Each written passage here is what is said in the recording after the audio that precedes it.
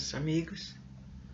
Sou Maria semeando paz, amor e tudo mais além dos conhecimentos espirituais necessários à nossa vida. Vou falar sobre tônus vital. O que se entende por tônus vital ou resíduos vitais?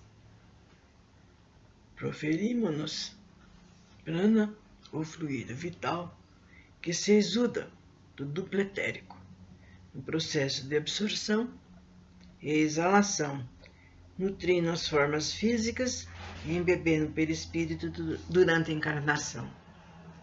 Esse tônus vital tão sutil ou grosseiro, tênue ou espesso, radioativo e obscuro, destrutivo, conforme a graduação espiritual do ser humano. Então, falando que também temos diferenças, cada um de nós, de pessoa a pessoa, porque depende de muita coisa na formação desse tônus vital. É o prana, o sopro vital, respiração, a própria vida, energia que dá a tonalidade de resistência, atividade e reação dos seres vivos, o potencial vivificante nos encarnados, mas deixa resíduos.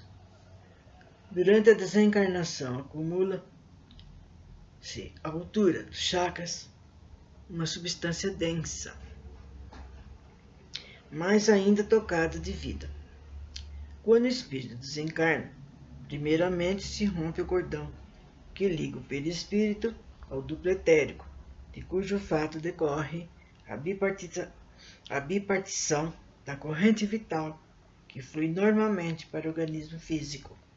Então, o tônus vital reflui uma parte para o perispírito, enquanto que a outra energia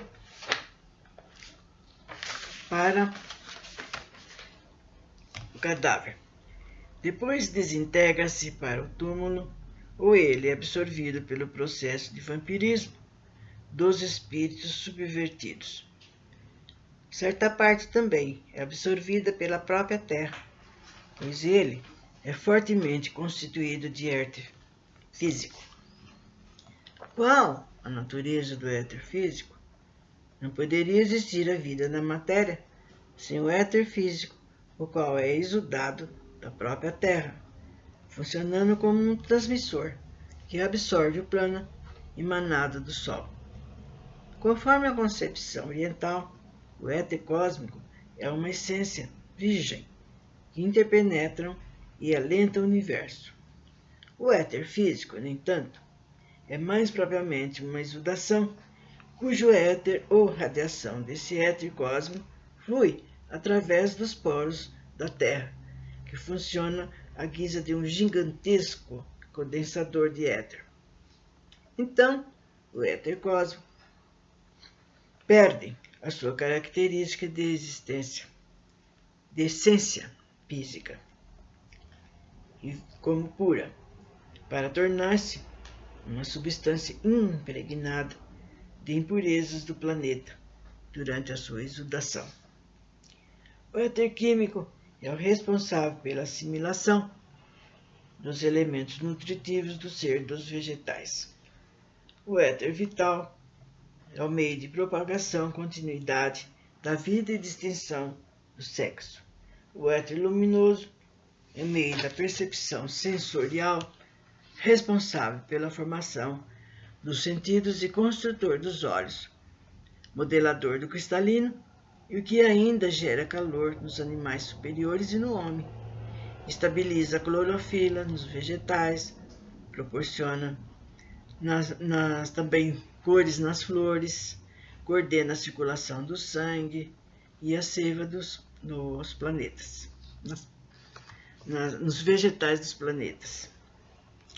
O éter refletor, que reflete a imagem dos acontecimentos gravados na memória da natureza, onde comumente atuam os métodos de psicometria, radiestesia e os de evidência comum.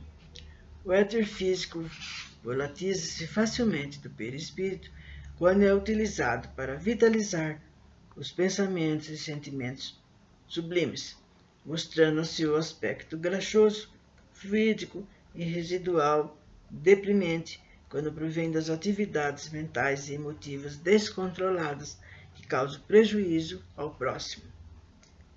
Poderia explicar porque os resíduos vitais que resultam da atividade humana acumulam-se à altura dos chakras do duplo etérico em conformidade com o gênero dos sentimentos e atitudes mentais, no qual quem vai nos responder aqui é a Matisse.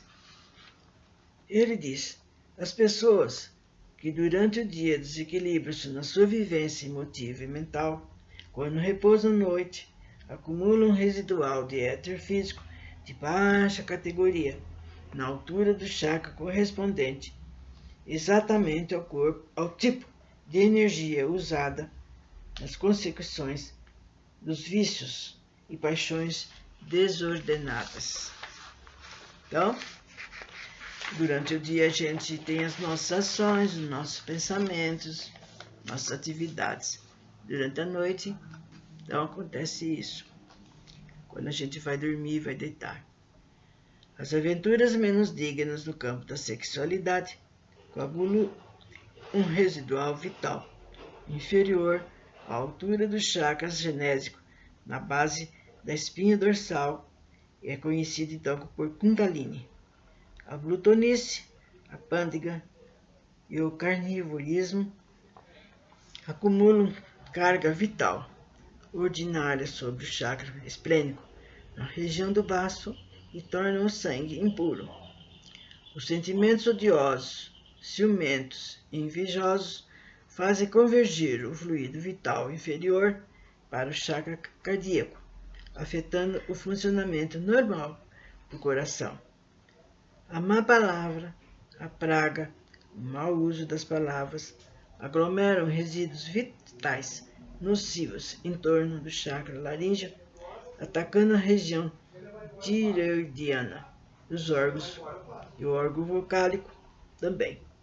Mas é o tônus vital que forma a altura do chakra frontal e depois reflui para o cerebelo durante o sono, a substância mais preferida pelos vampiros do além. Por quê?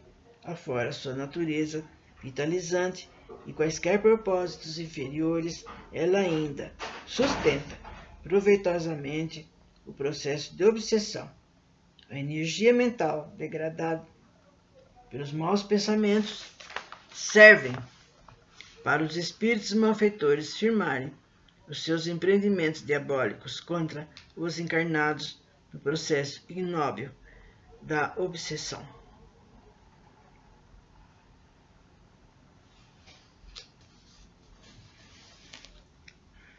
Então, estamos vendo que esse tônus vital nos traz conhecimento de muita coisa. E o que acontece? Porque às vezes a gente está no dia a dia trabalhando, né? Sai das atividades, fala com um, fala com outro. Então agora a gente vê que a gente tem que medir bem o que está falando para o outro, o que está pensando, né? E que às vezes não é uma coisa boa, né? Principalmente se tiver algum sentimento inferior, alguma raiva, algum ódio, piorou ainda. Então vocês viram o que acontece logo depois, na hora do nosso repouso. Vai acumulando essas substâncias de acordo com aquilo que a gente fez, e nos trará, logicamente, problemas. Até mais, que a paz de Jesus envolva a todos.